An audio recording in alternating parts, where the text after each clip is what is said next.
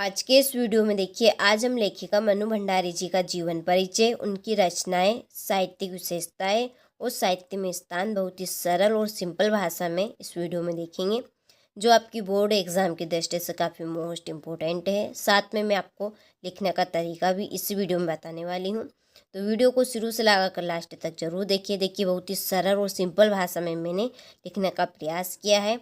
आप सभी 2 से 3 बार यदि पढ़ेंगे तो आपको आराम से ये याद हो जाएगा। ठीक है, चलिए तो शुरू करते हैं। सबसे पहले हम इनका जीवन परिचय पढ़ेंगे। तो यहाँ पे आपको सबसे पहले जीवन परिचय की हेडिंग डालनी है, जिस तरह से यहाँ पे डली है। फिर बाद में आपको लिखना है इनका जीवन परिचय। भंडारी का जन्म सन 1931 में मध्य प्रदेश के मंदसौर जिले के भानपुर गांव में हुआ था। तो देखिए, मनु भंडारी का जन्म सन 1931 में मध्य प्रदेश के मंदसौर जिले के भानपुर गांव में हुआ था। इनकी शिक्षा अजमेर राजस्थान में हुई। इनकी पढ़ाई कहाँ से हुई? अजमेर राजस्थान से। युवावस्था में स्वतंत्रता आंदोलन में भाग लिया। जब ये युवावस्था में आए तो इन्होंने स्वतंत्रता आंदोलन में भाग लिया। ठीक है, आपको मेन वर्ड यहाँ पे याद करने, जैसे कि युवावस्था हो गया, युवावस्था में इन्होंने क्या किया? स्वतंत्रता आंदोलन में भाग लिया। ठीक है, हिंट याद रखनी है। उच्च शिक्षा पूरी करके आपने दिल्ली के मिरांडा हाउस कॉलेज में अध्ययन किया। तो इन्होंने उच्च पढ़ाई करके दिल्ली के एक बड़े से मिरांडा हाउस कॉलेज में इन्होंने अध्ययन ले लिया। आप प्रारंभ से हिंदी साहित्य सृजन से जुड़ गए। इनकी जो रुचि थी वो पहले से ही हिंदी साहित्य में थी, तो ये फिर हिंदी साहित्य में ही जुड़ गए। ठीक है, तो ये है इनका सिंपल सा जीवन परिचय। यहाँ पर मैंने कुछ आपको समझाने का प्रयास भी किया है। तो चलिए एक बार और इसको हम रिपीट कर लेते हैं, ताकि आपको और अच्छे से ये कंप्लीट हो सके। ठीक है, तो देखिए, मनु भंडारी का जन्म सन 1931 में मध्य प्रदेश के मंदसौर जिले के भानपुर गांव में हुआ। इनकी शिक्षा अजमेर राजस्थान में हुई। युवावस्था में स्वतंत्रता आंदोलन में भाग लिया। उच्च शिक्षा पूरी करके आपने दिल्ली के मिरांडा हाउस कॉलेज में अध्ययन किया। आप प्रारंभ से हिंदी साहित्य सृजन से जुड़ गए। ठीक है, चलिए तो स्क्रीनशॉट आप यहाँ से ले लीजिए। आगे बढ़ते हैं वीडियो में। तो देखिए, आगे है हमारी रचनाएं। तो रचनाओं की आपको भी हेडिंग डालनी है, तो बार बार कहने की ज़रूरत ना पड़े, आप हेडिंग डालते चलें। तो पहले आपको यहाँ पे रचनाओं की हेडिंग डालना है। तो देखिए, पहली रचना है कि मैं हार गई। दूसरी है आंखों देखा झूठ। तीसरी है यही सच है। चौथी एक प्लेट सैलाब। पांचवी त्रिशंकु। छठी आसमाता। और सातवीं है कलावा। ठीक है, तो ये यहाँ पर 6 से 7 आपकी रचना है। केवल आपको इसमें से 3 से 4 रचनाएं करनी। 3 से 4 भी ना हो सके तो आप केवल 2 से 3 रचनाओं तो जरूर करिएगा। ठीक है, 2 से 3 रचनाएं आपको याद करनी है। यदि हो सके तो आप एक आधी बढ़ा सकते हैं। ठीक है, तो क्या है इनकी रचनाएं कौन कौन सी? बहुत ही सरल है, वैसे आपको 2 से 3 रचनाएं तो वैसे ही याद हो जाएगी। मैं हार गई। ठीक है, आप यहाँ पर कोई ट्रिक आजमा सकते हैं। मैं हार गई। क्यों हार गई? क्योंकि आंखों देखा झूठ। ठीक है, आंखों देखा झूठी क्या हो गया? सच हो गया, इसलिए वो हार गई। ठीक है, इस तरह से आप ये तीनों ही रचनाएं याद रख सकते हैं। एक घटना है, ठीक है, वो समझ लीजिए कोर्ट का है, कोर्ट कचहरी का। तो वहाँ पर वो क्या कह रही है कि मैं हार गई। उसने जो झूठ देखा था वो झूठ सच में बदल गया। तो मैं हार गई, आंखों देखा झूठ, यही सच है। एक प्लेट सैलाब हो गई। त्रिशंकु, आसमाता और कलावा। ठीक है, तो कलावा यहाँ पे आप आसमाता, यहाँ पर एक लड़की का नाम आप याद कर सकते हैं। ठीक है, लड़की एक नाम है लड़की का। आसमाता वो कह रही है कि मैं हार गई। जो 4 इस तरह से आप याद कर सकते हैं ट्रिक के माध्यम से, कि एक लड़की कह रही है, कौन सी लड़की, क्या नाम है उसका? आसमाता।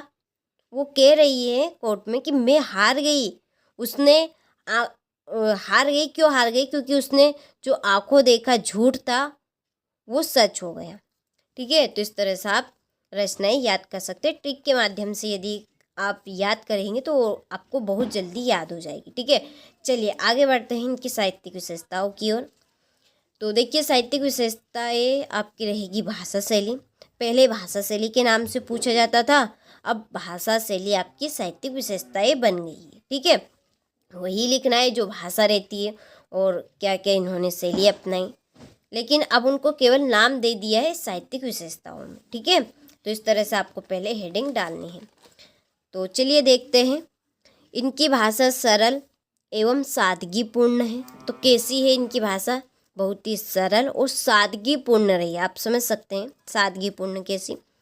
इनकी शैली सहज और भाव अभिव्यक्ति में सक्षम है। अब ये तो यहाँ पे भाषा बता दी, अब शैली बता दी यहाँ पर हमने अगली लाइन में कि इनकी शैली सहज है और भाव अभिव्यक्ति में सक्षम है। हम कहते हैं कि ये व्यक्ति, ये लड़का, ये लड़की इस कार्य में पूरी तरह से सक्षम है। ठीक है, ये काम इसके लिए ही है, ये पूरा कर लेगा, पूरा कर लेगी। ठीक है, ये पढ़ने में अच्छी है, हम इस तरह से बोलते हैं क्या? तो इस तरह से बोलते हैं हम। तो जो आपकी मनु भंडारी जी थी, उनकी जो शैली है वो शैली भाव अभिव्यक्तियों में क्या थी? सक्षम थी, भाव अभिव्यक्ति में। आगे है कि संवाद तथा वाक्य छोटे छोटे हैं। ठीक है, संवाद और इनके जो वाक्य है ना वो बहुत ही छोटे छोटे हैं, किंतु चुस्त और प्रसंग अनुकूल है। इनकी रचनाओं में बोलचाल की हिंदी भाषा के साथ साथ, ठीक है, ये आपका भाषा में आ गया यहाँ पर। ये लाइन आप भाषा में लिख सकते हैं, लिखना चाहे तो। फिर आप शैली का चैप्टर बना लीजिएगा। तो इनकी जो रचनाएं हैं वो बोलचाल की हिंदी भाषा के साथ में है। उसके साथ साथ इन्होंने उर्दू, अंग्रेजी हो गई, देशज, इन भाषाओं के शब्दों का इन्होंने अपनी रचनाओं में खूब प्रयोग किया है। ठीक है, अधिकतर इन्होंने बोलचाल की भाषा के साथ साथ इन्होंने उर्दू, अंग्रेजी और देशज जैसी भाषाओं के शब्दों का प्रयोग किया है। ठीक है, तो ये है इनकी साहित्यिक विशेषताएं। अच्छे से आराम से आपको समझ में आ रही होगी। तो बहुत ही सरल है कि देखिए इनकी जो भाषा है वो सरल है और सादगीपूर्ण है। आगे यहाँ पे आप यही लाइन लिख सकते हैं कि इनकी रचनाओं में बोलचाल की हिंदी साहित्य भाषा के साथ साथ उर्दू, अंग्रेजी और देसी शब्दों का इन्होंने खूब प्रयोग किया है। एवं इनकी शैली सहज और भाव अभिव्यक्ति में सक्षम है। केवल इतना आप लिखना चाहे तो लिख सकते हो। बस केवल एक लाइन और इसमें बढ़ा सकते हैं कि इनके संवाद और वाक्य कैसे हैं? छोटे छोटे हैं। ये लाइन आप नहीं लिखना चाहे तो भनी मत लिखिए, आपको नंबर मिल जाएंगे। ठीक है, चलिए आगे देखिए साहित्य में स्थान। तो साहित्य में स्थान बहुत ही सरल और सिंपल रहेगा। देखिए मैं साहित्य में स्थान आपको कुछ ऐसा भी बताऊंगी, यदि आपको नहीं भी आता है तो आप उसको लिखेंगे तो आपको पूरे नंबर मिल जाएगा। कोई भी आपको आपका नंबर नहीं काट सकता, पूरे नंबर मिलेंगे आपको। तो यदि आप अभी तक बने हैं तो शुरू आखिरी तक जरूर देखिए वीडियो को। तो देखिए साहित्य में स्थान हेडिंग आपको डाल देना है। तो साहित्य में स्थान क्या है कि सशक्त कथावार मनु भंडारी ने आम आदमी के दर्द, छल, कपट की राजनीति, शोषित समाज आदि का प्रभावी अंकन किया है। ठीक है, जो मनु भंडारी जी थी वो आम आदमी के दर्द, छल, कपट की राजनीति, शोषित समाज के ये खिलाफ थी। ठीक है, उनके प्रति ये विरोध करती थी और इनका साहित्य में विशिष्ट स्थान है।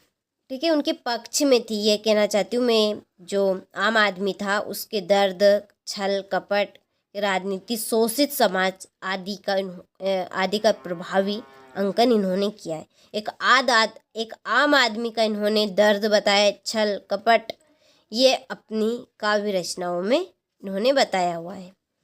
इनका साहित्य में एक विशिष्ट स्थान है। ठीक है, आप ये इनका जीवन पर साहित्य में स्थान लिखना चाहे तो आप आराम से लिख सकते हैं। यदि आप बहुत ही सरल है वैसे तो। देखिए मैं यहाँ पे बताना चाहती हूँ, यदि बाई चांस किसी का नहीं आता है तो उस कंडीशन में आप क्या ट्रिक आजमाएंगे? चलिए मैं आपको बता देती हूँ कौन सी ट्रिक आपको आजमानी है। तो देखिए ट्रिक ये है हमारी, केवल आपको यहाँ पे 2 लाइन याद करनी है। कौन सी लाइन? 2 लाइन याद करनी है। 2 लाइन कौन सी है? आप नोट करना चाहे तो नोट कर सकते हैं, ठीक है। ध्यान से सुनिएगा पहले, तो फिर नोट कीजिएगा।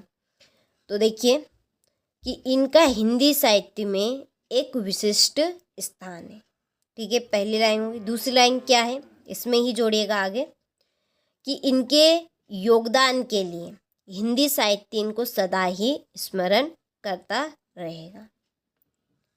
केवल ये 2 लाइन भी आप लिखेंगे। यदि किसी का बाई चांस आप साहित्य में स्थान भूल जाए तो आप ये 2 लाइन जरूर लिख के आइए, खाली मत छोड़ के आइएगा।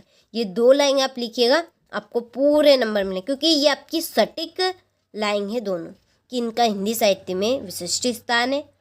और इनका की जगह आप मनु भंडारी लिख सकते हैं, उनका खुद का नाम। और इनके योगदान के लिए हिंदी साहित्य इनको सदा ही स्मरण करता रहेगा या इनका आभारी रहेगा। इस तरह से भी आप लिख सकते हैं। तो नोट कर लीजिएगा आप वीडियो को रिपीट करके, ठीक है।